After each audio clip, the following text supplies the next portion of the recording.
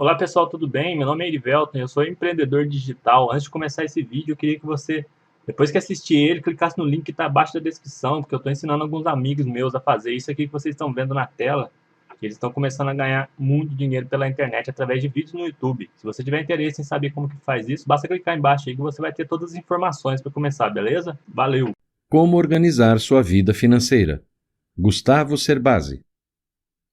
Neste livro sobre a vida financeira, Gustavo Cerbasi propõe uma série de iniciativas a serem colocadas em prática que podem mudar uma trajetória financeira fracassada.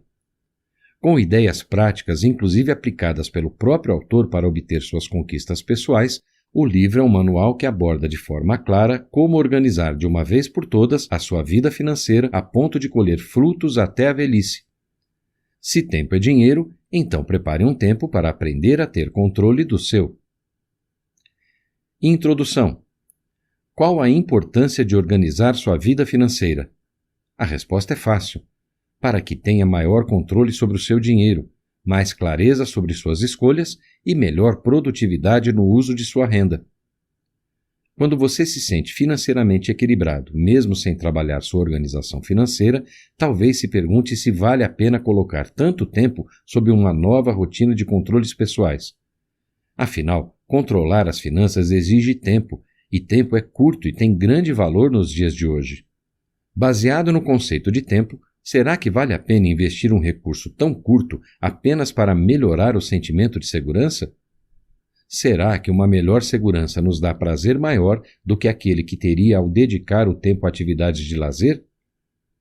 Quanto mais trabalhar em sua organização financeira, menos dúvidas terá na hora de fazer suas escolhas de consumo, investimentos e despesas pessoais. Autoconhecimento, o passo mais importante. Quando um cliente procura um consultor financeiro pessoal para a instrução, a primeira etapa do trabalho de orientação é o diagnóstico da sua situação financeira. As primeiras horas de atendimento são as mais importantes de todo o processo de instrução, pois é nessas horas que são identificados em quão desequilíbrio está a situação econômico-financeira da família. Pode parecer um simples bate-papo, mas na realidade é uma forma descontraída do consultor ganhar a confiança de seus clientes e utilizar perguntas-chave que permitirão formar um retrato das finanças da família. Com perguntas do tipo: o que vocês fazem com o dinheiro que ganham? E quais são seus planos para os próximos anos? Os clientes são convidados a refletir sobre a situação econômica da vida. As respostas a essas perguntas passam então a ser o conteúdo para uma elaboração de um planejamento financeiro pessoal familiar para os próximos anos, com o propósito de levar o cliente a um equilíbrio financeiro. Você sabe se está em equilíbrio? Para fazer um planejamento próprio, é importante raciocinar como um consultor, e para identificar seu ponto de equilíbrio financeiro, não basta saber se o dinheiro que ganha dá para pagar as contas. Leve em consideração que a vida será mais longa do que a carreira e que com a evolução da medicina você pode ir mais longe do que imagina. Ignorar isso é um risco, pois pode obrigá-lo a trabalhar para sempre, se é que conseguirá manter um emprego até o final da vida. Na avaliação do que seria a situação de equilíbrio financeiro desejável para o seu padrão de vida e para a sua saúde, seria importante uma informação: a rentabilidade líquida anual obtida por investimentos conservadores.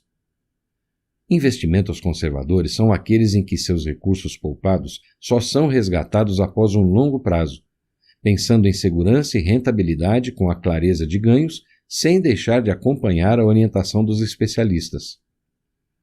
Existem duas importantes definições de rentabilidade. Rentabilidade bruta é aquela que se obtém após pagar os custos de investimento ou as taxas de administração de um fundo, mas antes de pagar o imposto de renda e de abater a inflação do período. Rentabilidade líquida é aquela obtida após descontar da rentabilidade bruta o imposto de renda devido no resgate e a taxa de inflação do período medido.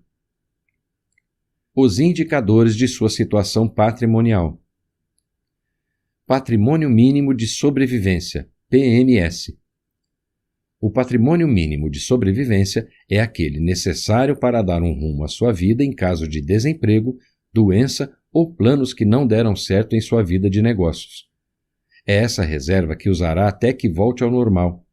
Essa reserva deve ser formada por investimentos de liquidez, que é um patrimônio que não esteja sendo desfrutado por sua família, como sua moradia ou seu automóvel.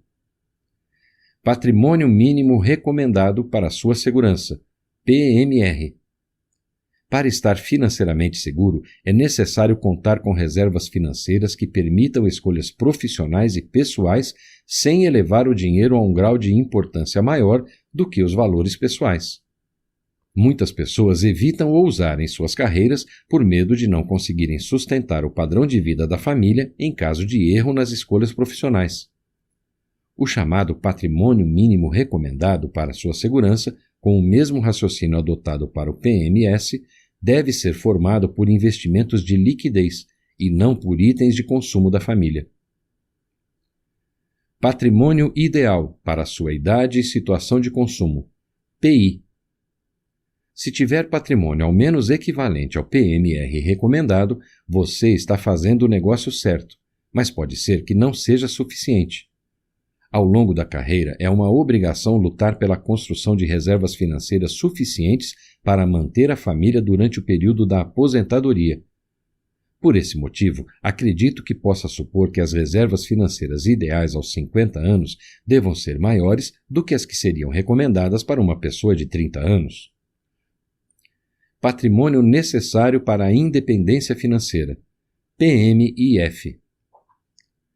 Planejar o consumo de seu patrimônio durante a aposentadoria pode ser um péssimo negócio, principalmente se você acredita na evolução da medicina e adota práticas saudáveis, possibilitando uma qualidade de vida que podem estender a sua expectativa de vida. Se, por exemplo, seus planos incluem aposentar-se aos 65 anos e viver de seu patrimônio durante 20 anos, certamente estará arrependido caso chegue à idade de 85 e perceba que tem fôlego para mais 20 anos. Por esse motivo, uma escolha cautelosa e defensiva é planejar-se para viver apenas dos rendimentos líquidos de seu patrimônio ou então dos rendimentos mais um pequeno consumo de suas reservas, calculando esse consumo para que as reservas durem até você completar 120 anos. Iniciativas para seu projeto pessoal. Adote uma data anual para tirar um tempo a fim de organizar sua vida financeira. Dentre as iniciativas agendadas para esse dia, inclua fazer um recálculo dos indicadores patrimoniais de equilíbrio, PMS, PMR, PI, PNFI. Após os cálculos, reflita se evoluiu em relação a eles. Se o patrimônio não evoluiu como gostaria, adote iniciativas por escrito para acelerar o processo. Algumas sugestões são: vender bens que não está usando para amigos ou em leilões virtuais, ou trocar de automóvel por um mais barato e econômico. Substituir parte da formação de poupança por investimentos em cursos e especializações que possam elevar seu patamar de renda profissional. Prestar serviços alternativos como consultorias, aulas e palestras em sua área profissional, visando incrementar sua renda. Se for autônomo ou profissional liberal, vincular-se à associação de classe, para aumentar sua rede de contatos e obter mais oportunidades de indicação de trabalho. Orçamento doméstico. Organize o uso de seu dinheiro. Ter e manter um equilíbrio orçamentário mês a mês é fundamental para viabilizar a realização de seus sonhos. Não é complicado detectar o desequilíbrio orçamentário ao analisar um comportamento familiar de consumo. Se tem o hábito de gastar enquanto o saldo do banco permite, a resposta é imediata. O uso do dinheiro em família é irresponsável, pois negligencia a necessidade de reservas no futuro. O ideal é ter conhecimento detalhado dos gastos mensais e agir sobre essa informação, adotando iniciativas para fazer uma poupança regular, para dar mais qualidade a seu consumo e para também poder usufruir.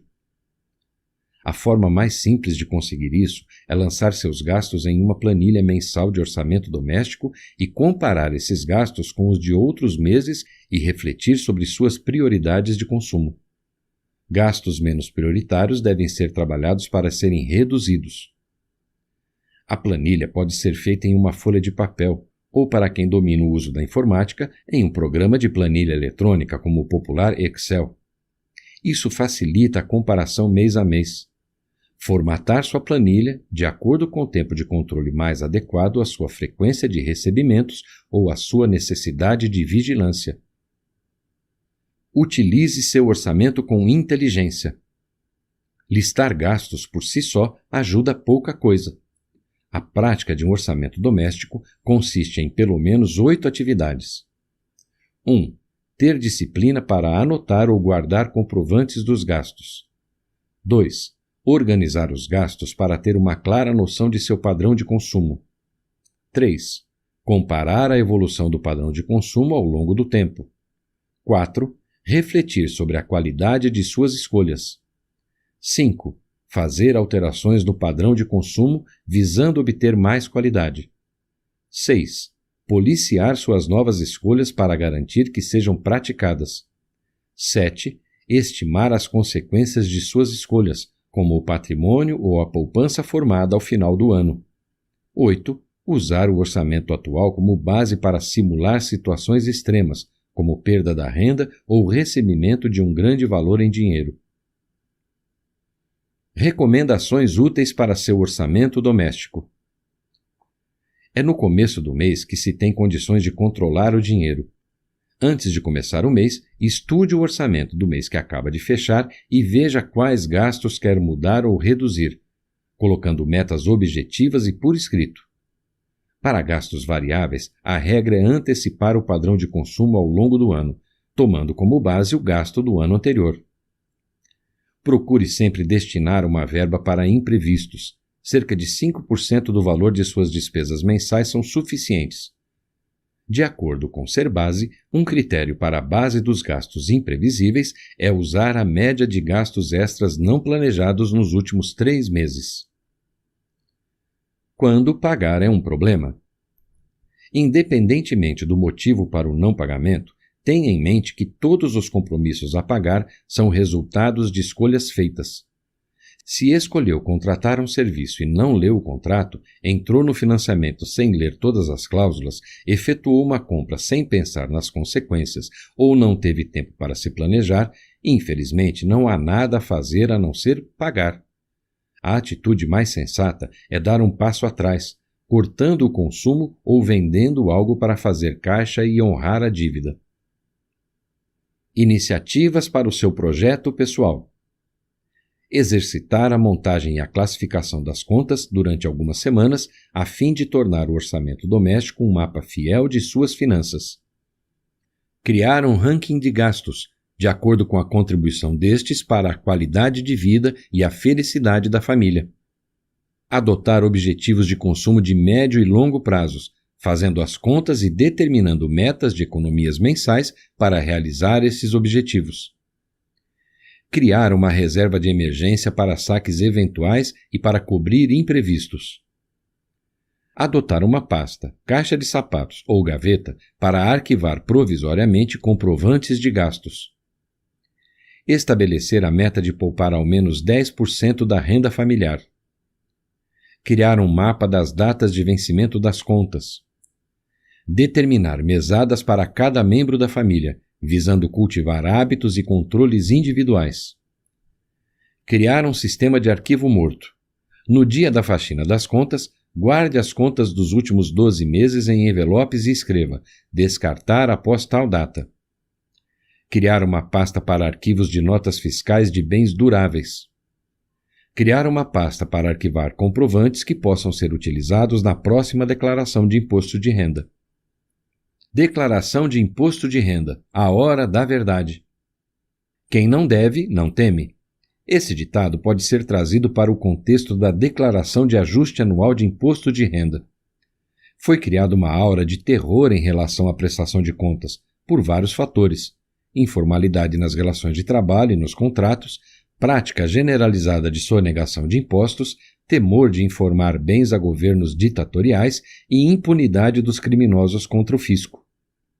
Como tudo que é pautado em lei no Brasil, a prestação de contas constitui-se em um desafio grande em razão das várias exigências legais e de um número maior de detalhes e regras impostas.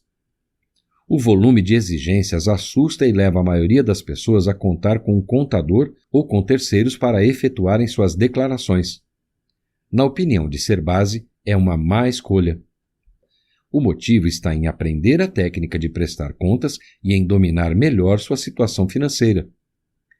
Nenhum outro documento reflete com mais perfeição a situação patrimonial do que a declaração de imposto de renda.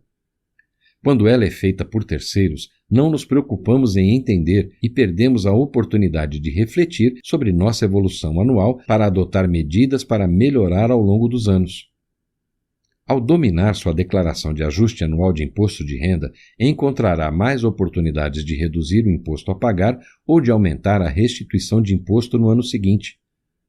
Pagar menos imposto, desde que seja dentro das regras da declaração, não é nenhum crime. É importante trabalhar por maneiras de restituir a maior parte que puder dos impostos que paga. Iniciativas para a sua declaração. Criar uma pasta para arquivar comprovantes que poderão ser utilizados na próxima declaração de imposto de renda. Manter contato com um contador que possa rever sua declaração ou o processo de restituição quando surgirem dúvidas ou inconsistências. Para cada declaração enviada, arquivar por 6 anos um envelope com cópia da declaração e de todos os comprovantes das informações nela prestadas. Compras. Prepare-se para elas. A essência do planejar envolve desejar algo, estudar os caminhos para viabilizar seu desejo, escolher o melhor caminho e agir. A vontade, pura e simplesmente, não o leva a lugar algum. O planejamento não é garantia de alcançar sucesso, mas a ação sem planejamento pode levá-lo a dar mais voltas do que gostaria. Imagine algumas das coisas que você tem vontade de fazer, como comprar um imóvel, um carro, um eletrodoméstico, viajar, pagar estudos, casar, etc. Definir exatamente essas metas de consumo, o prazo em que irá realizá-las e o custo em concordância com sua família é fundamental. Adote o hábito de fazer uma relação dos itens que deseja comprar antes de sair às compras e tenha foco. Seja para compras de supermercado, idas ao shopping ou para as lembranças de viagem de férias, ter uma referência do que quer ajuda-o a focar na pesquisa de preços. Nosso comportamento de consumo no supermercado reflete nossos maus hábitos, como a falta de planejamento e a compulsão no consumo. Ir às compras quando algo falta representa um desperdício de tempo e de dinheiro. Crédito. Organize-se para usá-lo a seu favor. Quem acredita que tem o controle de suas finanças limita-se aos gastos e aos investimentos. Mas cabe um importante alerta: nada é mais importante em sua vida financeira do que o crédito. Graças ao crédito, podemos comprar um imóvel e ter a realização de muitas coisas. Quanto mais bem avaliado for nosso crédito, mais limites teremos no cheque especial e no cartão de crédito. Mais baratos serão nossos juros, menos tarifas pagaremos, mais mimos receberemos de nossos bancos e prestadores de serviços financeiros. Erros comuns em seu crédito pessoal. Eis alguns hábitos comuns no mundo do crédito que prejudicam o nome dos consumidores e tornam o acesso aos produtos de crédito mais caro e difícil. Evitar o uso do crédito. Ceder nome a terceiros. Emprestar dinheiro a parentes e amigos. Decidir por impulso. Não pesquisar alternativas.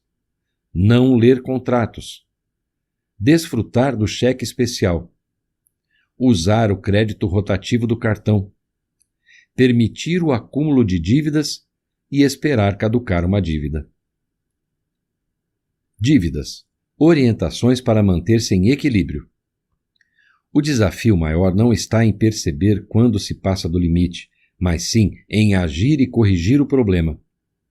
O uso do crédito passa a ser nocivo quando se considera difícil ou desgastante honrar os compromissos assumidos ou quando se passa a recorrer frequentemente a pequenas ajudas financeiras para manter as contas em dia.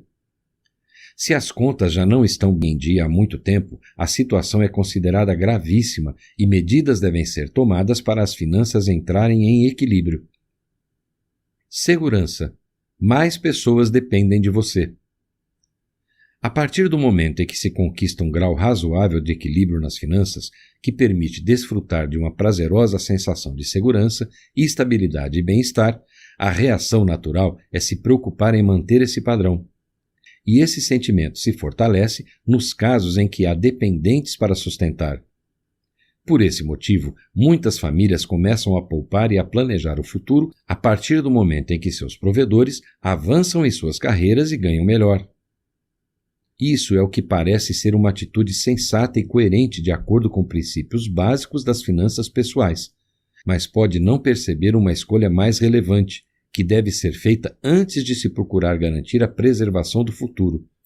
É a necessidade de garantir a preservação da nossa condição financeira presente. A construção de um futuro sem problemas depende muito de sobras em seu orçamento. As sobras no orçamento dependem do foco no uso de sua renda. A renda, porém, depende de estabilidade em vários fatores, em seu emprego, em sua saúde, em sua condição emocional e em seu patrimônio, dentre outros. Investimentos. Bens necessários. Investir é multiplicar as reservas financeiras. Se poupar com qualidade, reservando dinheiro em alternativas financeiras que sejam eficientes em vencer a inflação, mesmo que apenas no longo prazo, você estará investindo de alguma forma. Para conseguir isso é preciso saber exatamente o que quer, pois força de vontade é necessária para abrir mão de desejos presentes para acolher mais desejos futuros. Quem reserva recursos sem saber exatamente como funciona o produto financeiro escolhido, sem noção de quanto poderá ter dentro de alguns meses ou anos, ou sem objetivos claros a alcançar, está seriamente correndo o risco de estar apenas reservando dinheiro para algum impulso de consumo que deve ocorrer em breve. Está poupando, não investindo, ou está apenas adiando seu consumo, enquanto o investidor multiplica riquezas para consumir muito mais em algum momento futuro. Sem bons planos não há boas conquistas. Por essa razão, saber exatamente o que está fazendo com as sobras de dinheiro é um passo fundamental para o enriquecimento. Independentemente da escolha que fizer para os investimentos, se sentirá mais seguro se permanecer informado, estudar as características de risco e rentabilidade e acompanhar de perto os ganhos. Conclusão: a vida muda e os planos de alguma forma podem mudar. Só não deixe de colocá-los em prática, pois se tiver outra ideia, é melhor contar com metade da verba de outro sonho que desistiu do que começar do início. Não acredite que o ato de planejar sua vida é o suficiente. Insights. É importante ter uma meta de poupar pelo menos 10% guardado todo mês da renda familiar. Desde já, é importante guardar dinheiro para poder desfrutar amanhã. Se o patrimônio não evoluiu como gostaria, adote iniciativas por escrito para acelerar o processo. Tenha conversa sobre dinheiro e organização da vida financeira em casa e com amigos. Aprenda a ajudar as pessoas, doe um pouco para quem não tem. Neste livro você aprendeu que a organização da vida financeira é extremamente importante e fundamental. Através dela conseguimos crédito, construímos um patrimônio e realizamos sonhos. Se tivermos uma boa educação financeira, ela perdurará tranquilamente até a velhice, e por isso é importante começar desde agora a reajustar a vida financeira.